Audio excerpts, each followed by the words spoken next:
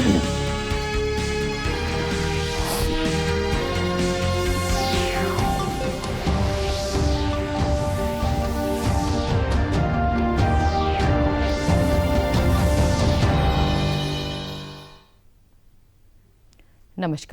अरुणाचल समाचार में आपका स्वागत है। मैं हूं नवमाशा। आइए बुलेटिन में सबसे पहले देखते हैं मुख्य समाचार।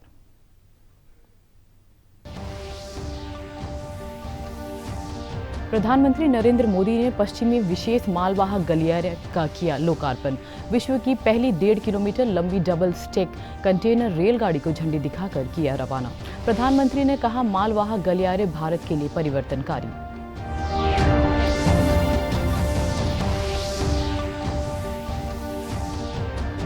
अमेरिकी संसद ने जो बाइडेन को देश का नया राष्ट्रपति और कमला हैरिस को उपराष्ट्रपति चुने जाने की औपचारिक घोषणा। अमेरिकी संसद के दोनों सदनों ने देश के 2 राज्यों पेनिसिल्वेनिया और एरिजोना में पड़े वोटों पर सभी आपत्तियों को खारिज करते हुए ये घोषणा की।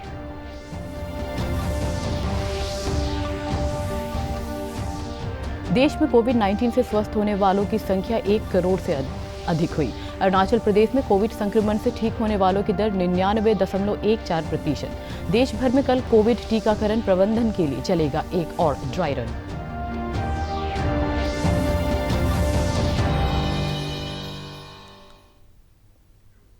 प्रधानमंत्री नरेंद्र मोदी ने आज पश्चिमी विशेष मालवाहक गलियारे का 306 किलोमीटर लंबा न्यू मदार न्यू रेवाड़ी खंड राष्ट्र को समर्पित किया। उन्होंने विश्व की पहली न्यू अटेली से न्यू किशनगढ़ के लिए 1.5 किलोमीटर लंबी डबल स्टैक कंटेनर ट्रेन को झंडी दिखाकर रवाना भी किया। इस अवसर पर प्रधानमंत्री ने कहा कि पिछले 5-6 वर्षों की कड़ी मेहनत के बाद यह उपलब्धि प्राप्त हुई है। श्री मोदी ने कहा कि इससे विनिर्माण इकाइयों को राष्ट्रीय और अंतर्राष्ट्रीय बाजारों तक कम लागत पर उत्पाद पहुंचाने की सुविधा उपलब्ध होगी।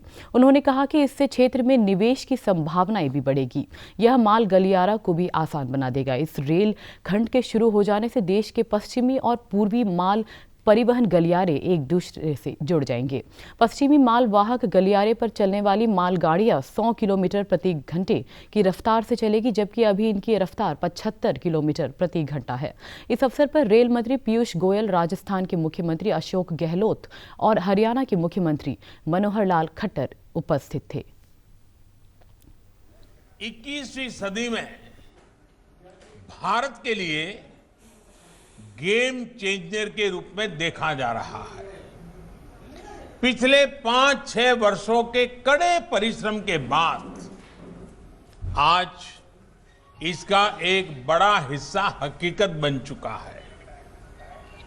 कुछ दिन पहले जो new Bhavpur new Khurja section शुरू हुआ है, वहां मालगाड़ियों की स्पीड 90 किलोमीटर प्रति घंटा से ऊपर तक दर्ज की गई है।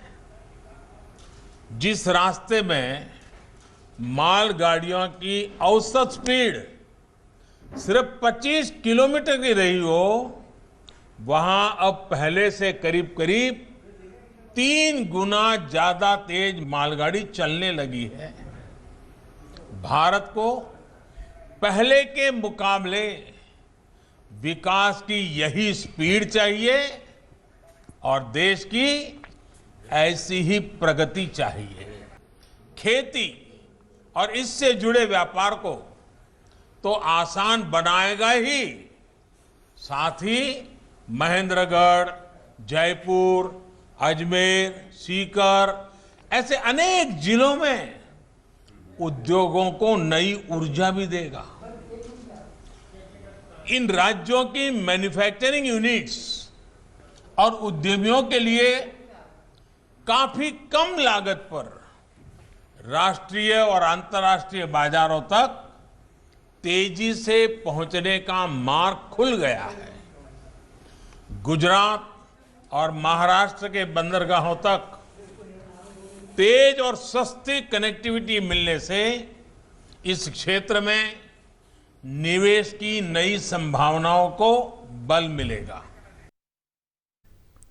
अमेरिकी संसद ने जो बाइडेन को देश का नया राष्ट्रपति और कमला हैरिस को उपराष्ट्रपति चुने जाने की औपचारिक घोषणा की है।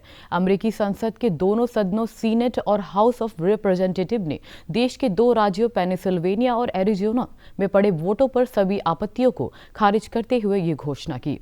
हाल ही में अमेरिका में हुए राष्ट्रपति चुनाव में वर्तमान राष्ट्रपति डोनाल्ड ट्रंप की ओर से वोटों की गिनती पर आपत्ति जताई गई थी।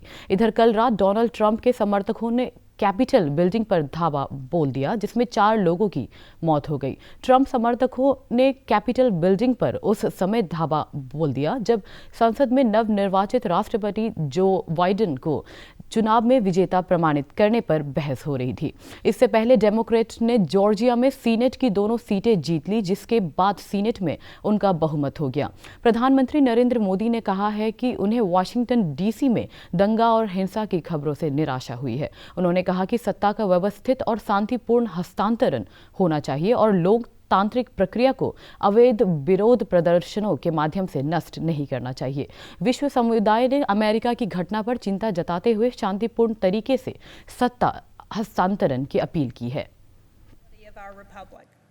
But for the sake of our great country and America's standing in the world, I ask my colleagues today to fully endorse the results of the free and fair election and set aside this partisan attempt to subvert the will of the people. We should be venerating the peaceful transition of power, even if our own preferred candidate didn't win.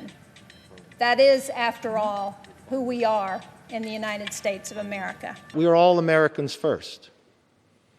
But should we also think for a moment, what do we put on social media? What do we convey to one another? Just because you have a personal opinion different than mine, you have a right to say it, but nobody has a right to become a mob. And we all should stand united in condemning the mob.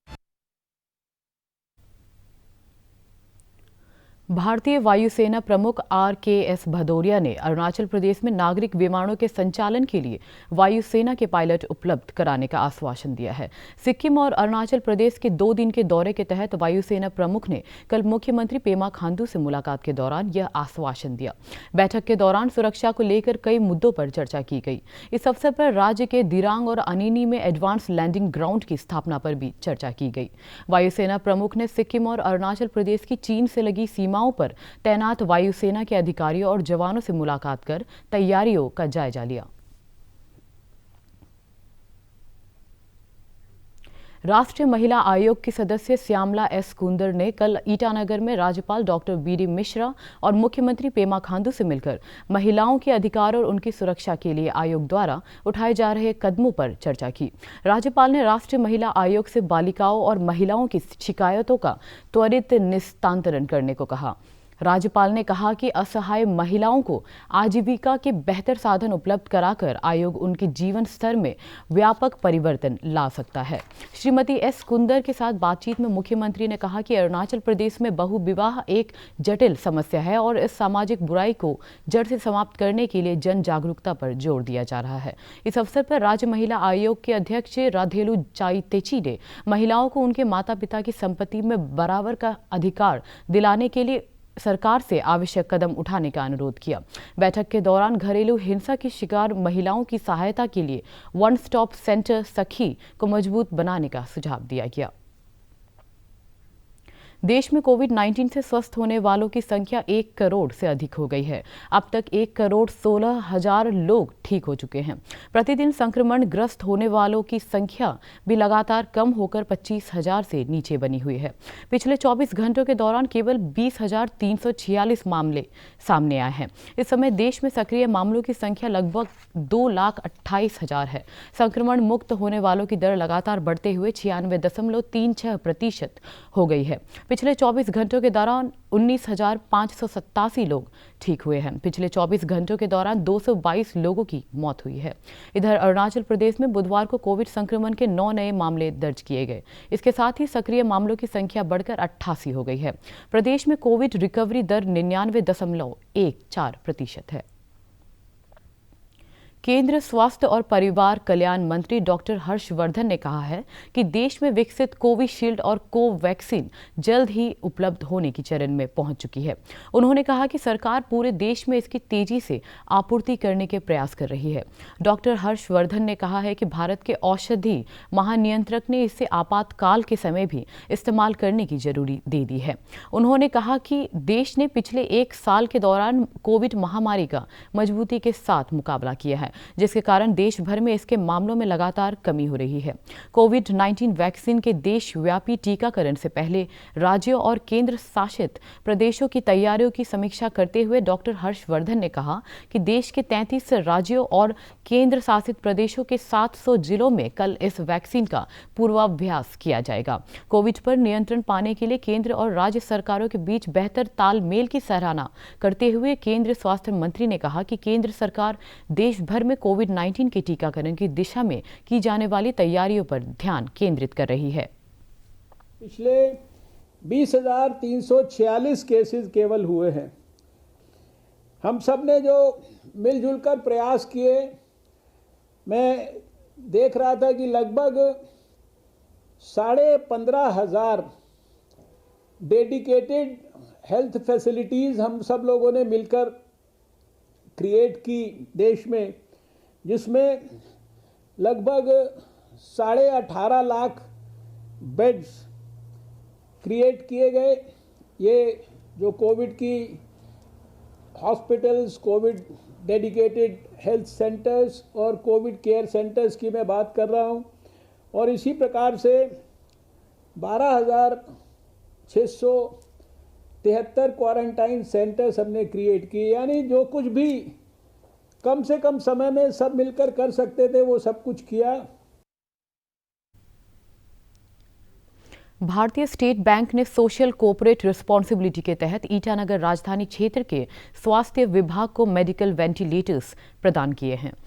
Itanagar में आयोजित एक कार्यक्रम में भारतीय state bank के regional manager ध्रुव कुमार महतो ने स्वास्थ्य क्षेत्र में बुनियादी सुविधाओं में सहयोग के लिए आईसीआर के जिला चिकित्सा अधिकारी मनदीप परमे को वेंटिलेटर्स प्रदान किया। श्री महतो ने कहा कि भारतीय स्टेट बैंक लोगों को बैंकिंग सुविधाएं प्रदान करने के साथ सामाजिक क्षेत्र में भी योगदान के लिए तत्पर है। उन्होंने कहा कि बैंक का मकसद व्यवसाय के साथ स्थानीय लोगों की स्वास्थ्य, शिक्षा, स्वच्छता सहित अन्य जरूरतों को पूरा करने में सहायता देना है।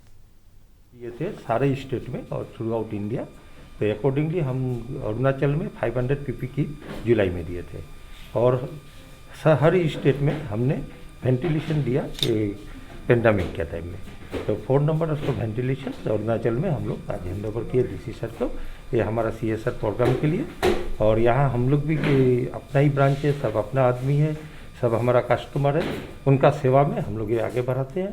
टाइम टू टाइम हम लोग सर्व करते हैं। अभी न्यू ईयर का टाइम में भी हमने 100 ब्लैंकेट वो मिशन हॉस्पिटल को डोनेट किया है बैंक की तरफ से। तो ये हम लोग का ऐसे टाइम टू टाइम चलता है। तो इस बार हम लोग ने पीपी किट और ये डोनेट किया है। तो आज डिस्ट्रिक्ट एडमिनिस्ट्रेशन को हैंड ओवर किया। तो मुझे विश्वास है कि एक काम में सेवा का काम में बैंक की तरफ से एक छोटा सा स्टेप है।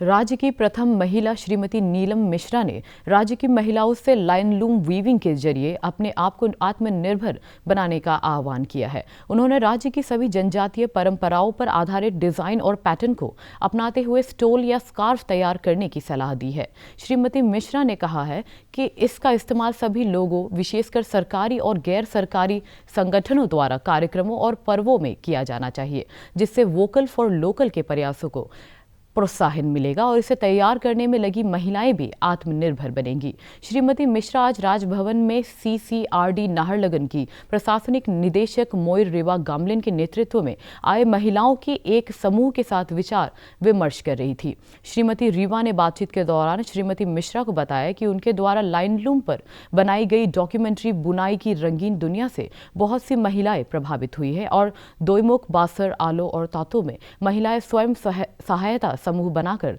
जनजातीय परंपराओं के स्कार्फ तैयार कर रही है।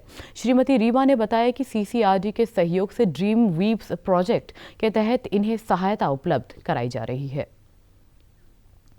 देश के कई राज्यों में बर्ड फ्लू के संक्रमण को देखते हुए राज्य पशुपालन विभाग ने मुर्गी और बतख पालने वालों से विशेषकर सावधानी बरतने और पक्षियों के संक्रमण के लक्षण दिखाई पड़ने पर नजदीकी पशु अस्पताल को सूचित करने की अपील की है। हालांकि पूर्वोत्तर राज्यों में अभी तक बर्ड फ्लू का मामला सामने नहीं आया है। इसके बावजूद राज्य के पशु अस्पतालों के चिकित्सक लोगों से दिशा निर्देशों का पालन करते हुए मुर्गी पालन करने की सलाह दी है। राज्य के पशुपालन विभाग के वरिष्ठ अधिकारी डॉक्टर माली एते ने बर्ड फ्लू के लक्षणों की जानकारी देते हुए कहा है कि नियमित टीकाकरण से काफी हद तक मुर्गियों में इस बीमारी को फैलने से रोका जा सकता है। पापुम-पारे जिले के इंडोर स्टेडियम बोरुम में इंटर पंचायत बैडमिंटन टूर्नामेंट आयोजित किया गया। सीतो सेखी मूदो पंचायत के बीच आयोजित इस बैडमिंटन प्रतियोगिता में स्थानीय बैडमिंटन खिलाड़ियों ने अपनी प्रतिभा का प्रदर्शन किया। पहली बार पंचायतों के बीच आयोजित इस प्रतियोगिता का उद्देश्य आपसी संबंधों को मजबूत करना और प्रतिभावान खिलाड़ियों की पहचान कर उन्हें आगे बढ़ने के लिए जरूरी सहायता प्रदान करना है। अरुणाचल समाचार के आज के अंक में इतना ही। जाने से पहले आप सभी से अनुरोध है कि कोविड-19 के दिशा निर्देशों का पालन करें, हमेशा मास्क लगाएं, बार-बार हाथ धोएं और सोशल डिस्टेंसिंग के नियमों को मानें। हम कल फिर हाजिर होंगे अरुणाचल और देश दुनिया की खबरों के साथ। चलते चलते आपको बता दें, आप अरुणाचल समाचार हमारे YouTube channel DD news Arunachal पर भी देख सकते हैं। देखते रहिए अरुण प्रभा। नमस्कार।